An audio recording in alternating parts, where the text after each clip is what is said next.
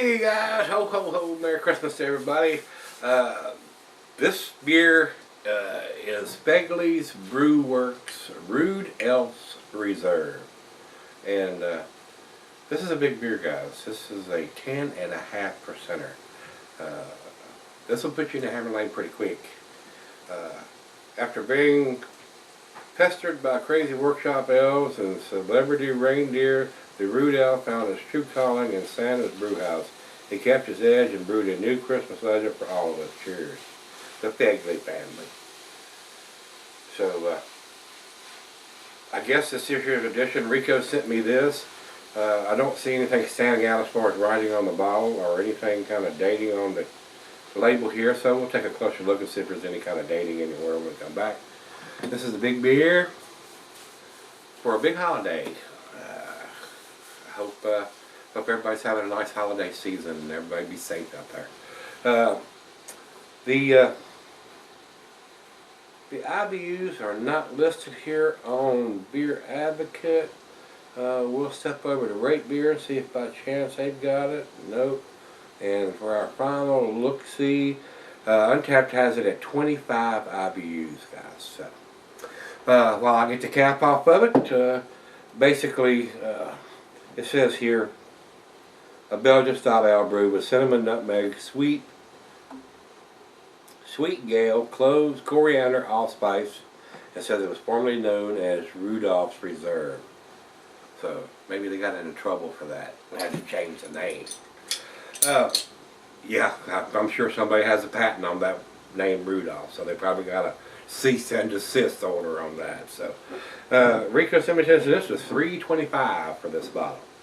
Food pairing says cuisine is barbecue, cheese is sharp blue cheddar, your stronger cheeses, and the meat is beef, grilled meat. Glassware, snifter, tulip, goblet, chalice, oversized wine glass. Let's go down the center. I got my favorite tulip glass today, guys. It says here can be cellared for long periods of time. I can't think of why you couldn't at 10.5%. Yeah, didn't pour any head, basically. Just a slight ring around the outside here, guys. It is a nice copper color. Good looking beer. Let's get a nose on it. Wow. Big time nutmeg and cinnamon. A lot more than yesterday's beer. A lot more presence of the cinnamon and nutmeg. Maybe some hints of some dark fruit in there too. Wow, a lot more aromas on this one than the ones we had from Great Lakes yesterday. Well, let's dive in. Cheers, everybody. Cheers, Rico. Merry Christmas.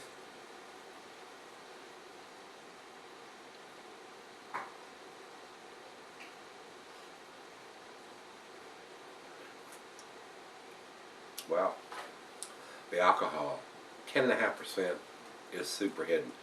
This will get you into trouble. This drink's like a 7%, guys.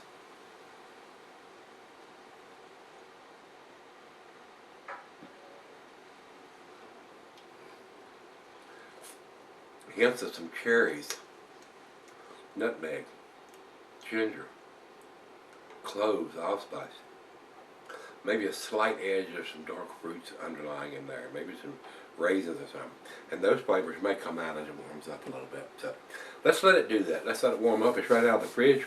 We'll check that bottle for a date when we come back and see where it ends up. And let her have a sip, 2 or 3 out of it since it's the holiday season.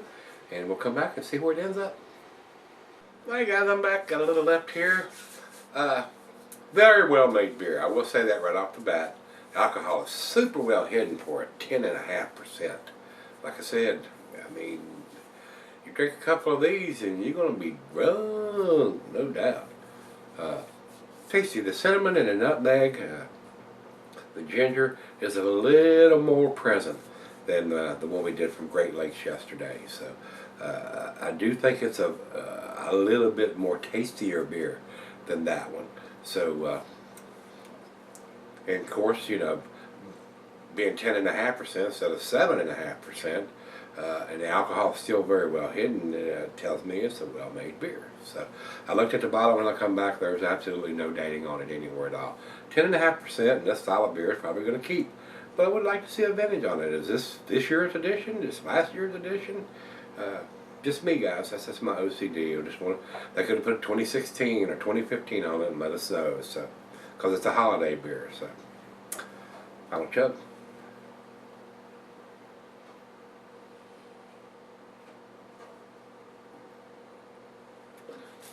Very tasty, guys. Nice Christmas beer. It really is. But there's always a but. You know about the buts. There's always a but. And I don't think it's an A beer, guys. I'll just be straight up honest with you. It is well made, but it's a good holiday beer. That's basically it. I mean, something to enjoy around Christmas time and be done with it. Probably worth picking up one just to give it a try and see if you like it. I don't know if it's worth picking up a 4-pack or a 6-pack, however it's produced. I did not buy this. Rico sent it to me. So, and he's probably got some notes here about whether it's a 4-pack or a 6-pack or not. And I probably should have dug that out before we got to this stage, but I did not, and I apologize. So, tasty beer. B plus to me, guys. 89 is what I'm going to give this. Not quite to the A category. And a vintage on it, I may consider that, but it doesn't, so I'm not. My prerogative. You may disagree, and I won't argue with that. Everybody has their opinion. So, over to Beer Advocate, they say 87, so I'm close with that score. Over to Red Beer, they say 83, which is, my numbers are a lot better than that, and that's the overall, but they have 94 in the style. And for our final check-in, Untapped has it at 3.71. So, B beer, guys. That's where it is. It's, something different to try during the holiday season, but not something you would want to drink a lot of, I don't think. And in the 10.5%, if you drink 2 or 3 of these, you're definitely going to have your buzz going on. And if it's an inexpensive beer, it might be a good buzz beer. So, like I said, 10.5%, I'm pretty sure it's probably done in a 4-pack and not a 6-pack.